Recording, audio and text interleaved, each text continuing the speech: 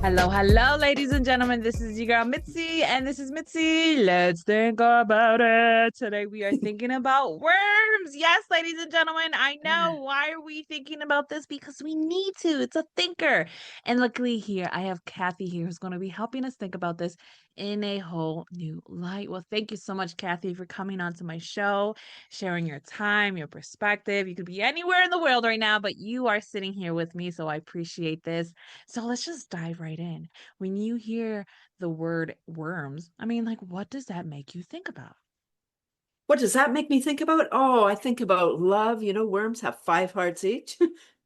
Really? Hmm. They have five hearts in one little tiny thing? Yes. I And did I not. think they were given so many hearts because people don't like worms. Right. So they had to learn to love themselves in all their ways. And we need them. We need the worms. So we got to have something to love them. Oh, absolutely. I mean, worms. When I think of worms, I automatically think of the movie Dune. And how they had those worms be extremely big and they showed their teeth. I mean, somebody said that if you actually magnify a worm, that's actually how they look. Is that right? Not really. No, they don't have teeth. They actually don't have teeth and they don't have any bones. They have no structure. They don't depend on us, but we depend on the worms. Oh, and how do we depend on the worms? The worms are the soil makers, the earthworms. We're talking about earthworms. So the earthworms are the soil makers. They convert organic matter into soil so we can grow more nutrient-rich food. Mm. Now, those are the worms out in the wild, the free-range worms. What I'm talking about or thinking about is composting worms. So worms Hmm. in the house to compost our food scraps and paper so that we can grow food naturally with their poop. Oh, that is so interesting. So would you like I know that there's people who have those composting bins. So you would recommend putting those worms into those composting bins to help break it down faster? That's right. Yes. And it's a wonderful option for people that don't have space for outdoor composting if they live in a condo or townhouse or in a small subdivision where there isn't a yard. You're like, I don't want the composter to take up my whole yard. Yeah. Right? So you can do this in the house and also places where it's too hot or too cold. I happen to be in Canada, so we have winter 6 months a year. Right, right. I'm up north. I'm in Wisconsin, so I know exactly how that is. It really does stay cold up north. Oh, so how did you really get into the worms? This is my mission. It's why I was put on Earth. It's the 23rd anniversary of Cathy's Crawley Composters. And I started in Mm. 2002. Um, I'm located in Canada, just north of Toronto, largest city in Canada. And our landfill closed in 2002, and we started to export our garbage to the US. Oh, Shame on I us. I did not know that. Yeah. Yes. Shame on us as Canadians for shipping our garbage out of the country, and double shame on the Americans for accepting our garbage for cash, but not shaming the people. It's the governments, the Yeah. decision makers. Yeah, the way that they decided to structure that because I think especially if you add worms into it, it really would help break it down and reutilize that for other aspects that you can use. I mean, with the ground freezing up at a majority of the time, it's nice to actually have a place where the worms can, you know what I mean, thrive. I mean, so I guess can worms thrive in very cold weather then? They can. Worms are present on every continent except Antarctica. And what happens in the fall when they sense the temperature change in places that experience winter, the cold, I mean, is they hibernate. So they breed more than usual, deposit their little eggs throughout the soil or the compost, and then they hibernate. So they tie themselves together, they cluster together, they don't need a lot of personal space. And if that compost freezes, the worms won't survive, but the eggs will overwinter, which is what keeps the species going. Wow, I am learning so much. I'm so glad that I had this conversation with you because this is truly interesting. What really got me interested in worms was when I was living with a friend and she had reptiles and she would feed her reptiles these bluish, yellowish worms that kind of look like caterpillars, but they were supposed to be really juicy and healthy for the reptiles. And I was just like, I never knew there were different types of worms. I just thought they were all the same. But I mean, are there different, like, how many species of worms are there? Would you know? Yes, 3 to 4 thousand different species have been identified so far. For Wow. sure, there's more that we haven't met yet. Wow, that is so interesting. So are there any cons to even worms? Um, hmm. Because there seems like there's so many pros. I mean, are there any cons of them? Well, there's no toxic worms in Canada that I know of. Um, I would say not really. All the species have their place. Yes, Things I've do heard get that. moved from place to place, and so things can become invasive, I guess. Like they say that there were no earthworms in North America after following the Ice Age. I have trouble believing that, but that's what the history books say. I don't know if that's the truth, and that they came here, from Europe or whatever on the ships in plant in soil when we were Okay. transporting stuff. So the eggs may have come. They also talk about the earthworms eating the forest. The earthworms don't just travel there. That's human by design. That's say fishers, they go fishing. You buy your worms in a city, say at the bait shop, and then you go fishing. If you've got some worms left, you're not bringing them back to the bait shop. You're just dumping them where they are. So now they're there. Right. So then they're very adaptable. They are very adaptable. They don't travel very far. The earthworms go up and down the same hole. So they're really not traveling far. They're the tills of the soil. They're Oh, the that's plows. interesting. Yeah, that's really interesting. I mean, because I'm imagining it like if somebody had like an ant farm and you can see it through the glass. I mean, could you actually technically saying have a worm farm like that where you have it in a glass and you can see it move up and down, or is that a thing? Not yes and no, sort of. They don't like the light. So if you Oh, want, if okay. for schools, I do a lot of school workshops, and the teachers will often ask, "Can we have this in a like an aquarium type thing?" Yeah. Great idea. If you do, you would need to have like a curtain or a paper on it to cover the light. And then when you take it off, you could see the trails, but you wouldn't be able to watch the worms because they would go inward. Just like when they come out when it's raining, they come out. But then when the sun comes out, they have to get back downstairs. So they're kind of like nocturnal, They're right? nocturnal. That's right. Yeah. Yeah, night Oh. crawlers. Night crawlers. Oh, that's interesting. So what do you recommend for people who say that they have this fear of just touching them? I mean, what would you recommend?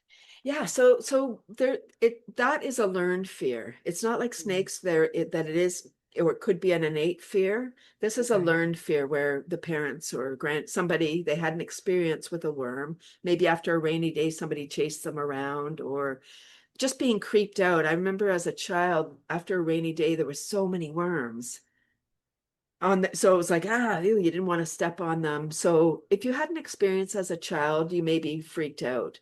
They can't harm us, and I have had teachers say, oh, what a great idea. I'm afraid of worms. What do I do? I say, this is what you do. You bring worms in the class.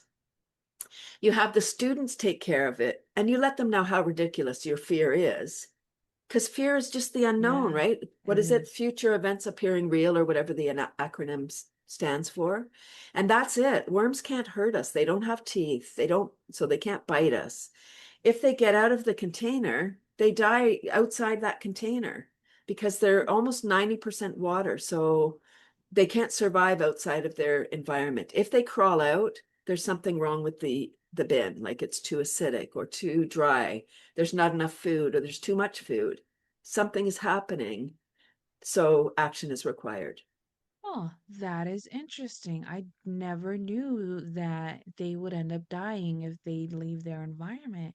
And because they're water, they need the moisture. Is that right? So That's it. if they leave their home, they leave their little burrow and they scurry over, that they usually would die if they don't find dirt again. Well, I'm talking about in the house. So if you had them in Oh, a okay. container outside, they're going to be fine because they're going to make their way. They've survived millions of Yeah. years. right? They were around with the dinosaurs, so there's not many dinosaurs remaining. I know there's alligators, snakes, and birds, but the T-Rex is not here anymore. Yeah, thank God. That is interesting. So, like, how long can worms grow up to? Like, how long? So the composting worms that I'm talking about, the red wigglers, they're a small species. They're skinny. There's 800 to 1,000 in a pound. So that's how small they are. And they would grow maybe a couple of inches long. Oh, The okay. longest worm, I mean, there are longer species. The longest one Yeah. is the Gippsland worm. It's located in Australia and it can grow up to 22 meters. Wow. Massive, big, big worm. Yeah.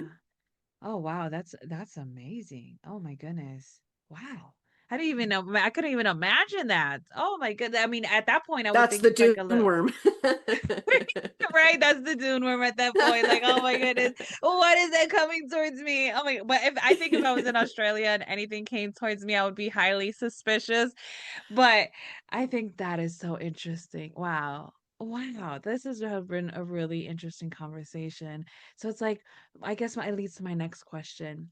I mean, I know you told us that you started this in around 2002, experimenting, but what really made you really fall in love with worms and all that they do? I mean, you have websites about it. I mean, you go to schools and you educate other people about it. I mean, what really made this light inside you really turn on? As an entrepreneur, I saw, you know what, whatever you're specialized in, that's what you see. And I saw, as an avid gardener and composter, I saw food waste everywhere. And when we call it garbage, it is. That's what it is. Whatever we call it, that's what it is. It's a resource. It's food for something else. So if we change our mind, so when our landfill closed, 6 million people in the greater Toronto area, half live in condos. So half the people were not being served with the possibility of composting in their backyard. And I get that not everybody composts. I Yeah. understand that. This was an option for everybody to do it. And as an avid environmentalist, we all eat, we all create food waste. This is one thing that we can do to help mitigate climate change. By managing our food scraps on site, they're not being trucked around, which, you know, the fossil fuels, all of that, all of those things, and it ends up in landfill. If we throw our scraps in landfill, it gets preserved because they squish the oxygen out, and they're starting to mine landfills. And they've pulled out the core of a landfill and found newspapers still intact from 50 years ago. You can still read the story. Things don't break down in landfill. It's a myth. So Mm. this is something that we can all do. We can feel good. And when we create that soil, then we can have a little garden, or if you live in a condo, you can have some planter boxes on your balcony or in the window. You can grow herbs. You can grow some greens like lettuce or kale. When we grow the food, we don't waste that food. We took time to grow it. We watched it grow. Gardeners are the most hopeful people, right? You plant a seed and then 3 months later, maybe you get something. Yes, yes.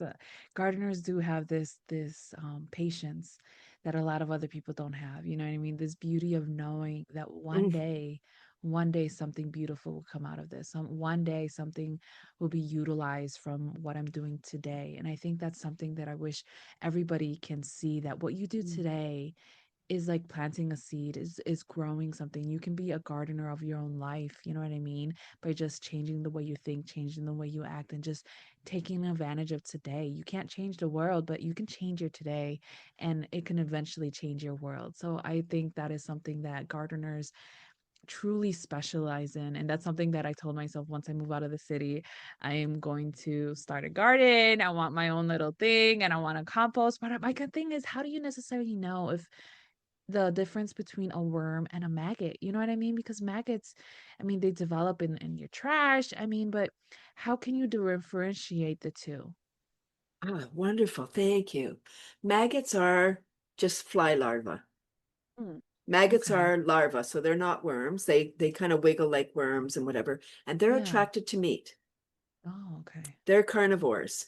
So the flies will lay their eggs on the meat and then, you know, it's rotting meat. You don't put meat in your composter. So Hmm. you shouldn't, Okay. not that you won't necessarily ever have maggots, because fruit flies also have, you know, the maggots, which you can't even see them because they're so small. Mm, Um, Yeah, just, I think we need to really change our mind about these things in nature that we go, oh my gosh, a spider, ooh, squish it. Or these Yeah. things like, oh, that even the mosquito, I'm not a fan of mosquitoes, but they must play a role because why would they have been created? Yeah. I mean, all of these things that are just naturally in our environments, I don't think people should really mess with because when we start messing with it, I mean, we see it with bees. Oh my goodness, if God forbid anything happened to the bees, it would affect a good amount of the population. You know what I mean? It would affect the flowers, it would affect our breathing, it would affect the environment. I mean, people don't realize that. So it's like to mess with nature's process of just managing itself, I mean, is something that we don't even realize, you know what I mean? And I think it's something that people need to realize that nature will always come back. Nature will always come back fighting to win its place. And we see it all the time. I mean, look at abandoned places. You see abandoned places, what happened? Nature comes back to take advantage of it. Nature takes back its land. You know what I Mm. mean? And I think that's something that people don't realize that like nature is here to help us. You know what I mean? It's not here to hurt us. It's here to help us. It's here to teach us something that we don't pay attention to because we're so focused on whatever that we're focusing on. You know what I mean? So it allows us to come back to ourselves, you know what I mean? Allows us to come back into the of now. So it really is interesting. So it leads me to my next question. What is a pet peeve of yours? Ah, food waste. Actually, you know what a pet peeve of mine is I don't care if people smoke cigarettes. A pet peeve is when they just flick them out the window or they're walking down the street and then they just drop their cigarette like it's just going to go nowhere. No, that little toxic filter is now toxic.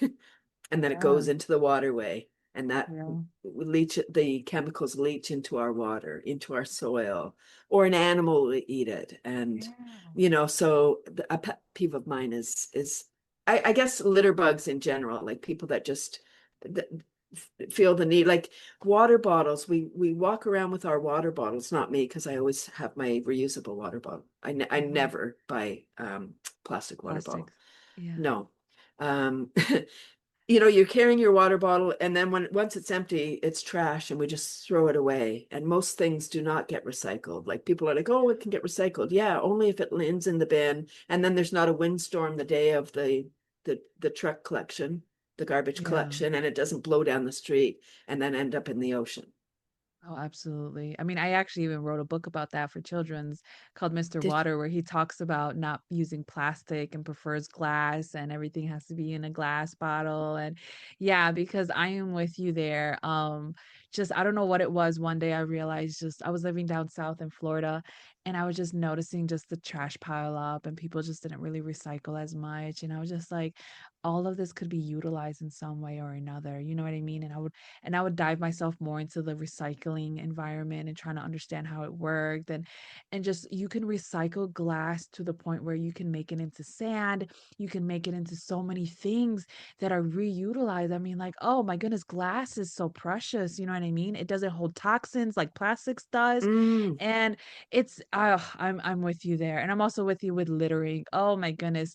One thing that I hate seeing around town because I live in the city is just people throwing their trash or they're no longer stuff in their car and just throwing it out. I'm just like, the bin is right there. You know what I mean? All you have to do is literally just walk there. Get out of your car and just walk there. No, what do? They just throw it on the floor and wait for somebody else to pick it up. Like if you constantly wait for the next person to do the right thing, then you are not helping it. You are only the cause of this chaos that's in this world because everybody's waiting for somebody else to do the right thing. But it's like, no, you need to do the right thing. You need to take your trash and throw it in the trash bin if it's trash. So yes, that's or that's take it home that's a with you. I mean, yeah. Take just it home take with it you. home. Exactly, because I've learned that in Japan, they actually carry little trash, like Ziplocs in their bags with them, and there's no trash on the floor because they separate their trash. They separate their trash from actual trash to compost to recyclable, like everything in their little and then little bag as they're walking around. And if they see something, they'll actually pick it up and do the right thing and just throw it in. You know what I mean? And then save it for when they go home, and then they'll separate it. So I'm just like, Mm. that is such a value that we can take because if we just put that in implement into our lives, like, okay, how can I be of service to the world, to the planet? You know what I mean? Like people like, oh, you go electric and you're helping the planet, but then what are you doing with your trash? Because that has a bigger impact. Like there are billions of people in this world and there's so much trash. Like we can recycle half of it. And I love the companies. I support all those companies who recycle and like recycle it, these products and make clothes out of them. Oh my goodness, I love that when they make jewelry, they make all these creative things Mm. out of stuff that are recyclable, and it's like I love that creativity because those are the people who are helping, I believe, in my opinion. But anyways, if you could have a superpower, what could be your superpower? Oh, it would be that my superpower would be um, that there's no more war. My superpower would be like I would wave a wand and war would, like we would just have world peace. That would be my Mm. superpower. Just peace on earth, right? Peace on the Just earth. just everybody calm down, not so serious. This it's like Everyone's this. seeing everyone. Everyone just like, I see you. Oh, I see you. We're one. Yes, it's And about having yeah. value. It's like seeing that you have value for who you are and what you do, and it's not a competition, and it's not this delusion of superiority complex. You know what I mean? Those people who feel the need to have power, to have say, to feel mighty. I mean, I feel like it's an egotistical thing that they're Mm. dealing with, and they need to break it down to realize, like, hey, now. We're all whole. We're all beautiful. We're all perfect as we are. And we all have our own special gifts to help each other because at the end of the day, this is only one earth. We only have one planet to live on, to be everything that we are meant to be. And it's small. We all impact each other one way or another. You know what I mean? Just because something happens in Canada doesn't mean it doesn't affect us in the States. And just because something happens across the world in Asia doesn't mean it doesn't affect us here in the States either. You know what I mean? So it's like everybody needs to realize like we all truly do impact each other in one way or another. And oh my goodness, that would be a great superpower. I'm with you. If you could have that wish and I could grant it to you, dun, dun, dun, dun, it's all yours. Yay, world peace is possible. Yoop. All right, exactly, exactly. Oh, I love this conversation. It's sad to know that time is catching up to us. So, what can be some lasting words of wisdom to keep us off thinking? I would say consider either composting or worm composting. If you don't have outdoor space, think about worm composting done in the house so it doesn't matter where you live if you're comfortable the worms are. And uh, it's a wonderful way to teach children about nature, about what happens to our food, where the food goes when it breaks down. And then it closes the loop. So once we create this black gold, this nutrient-rich soil, you teach the children how to grow food. And then they know that food doesn't come from the grocery store. It comes from somewhere before that, where what happens before the grocery store. And then you Yeah. get involved, and there's actually antidepressant microbes in the soil. So when we have our hands in the soil without gloves, we're getting the benefit of those microbes right in the soil. How wonderful. Oh, that is beautiful. Oh, that is wonderful. Oh my goodness, that is a wonderful thing, especially for those people who are anti medications and things like that. I mean, that's a great way of just grounding yourself. You know what I mean? And I think Grounding with that the soil. yes, I yes, see that what you really. did. Yeah, I know, right there, all the pun, da da da. It does because I've heard somebody say that that's what had helped them center themselves by just taking their shoes off, taking their socks off, and just stepping on soil and just getting their feet, like their little toesies in the dirt and just feeling it. But now with what you said, it makes sense. It gives them that relief. You know what I mean? That release that anxiety, release the stress, and just remembering where you are in your moment, in your now. Oh, that is so beautiful. I think that is something that everyone really needs to think about and consider. And ladies and gentlemen, if you want to know more about Cathy, because how could you not? How could you not after this conversation? Please tell me how could you not? Because this has truly been an extremely Oh, an amazing conversation to really consider how are you using your waste? How can you recycle? Where's your mark in this world? You know what I mean? How are you truly impacting the Mm, world around you? And how can you really change it? These hard questions that we need to ask. And then it could really start with the children around us. You know what I mean? That's why I mm, wrote my children's book, Mr. Water and Little Miss Puddles, so we can consider how water truly impacts us, how glass and plastic can truly save us, how just placing something in the trash that belongs in the trash and something that belongs in recycling, place it in the right container. All of these things put together truly makes us think about ourselves and how we can really move differently and move more purposely in this world. So please check her out. I have her photo on my website, or if you're listening in audio on the YouTube, go there in the description. You'll find access to her website so that you can continue on thinking about this great matter on hand, right? So with that being said, always keep thinking, y'all. Bye.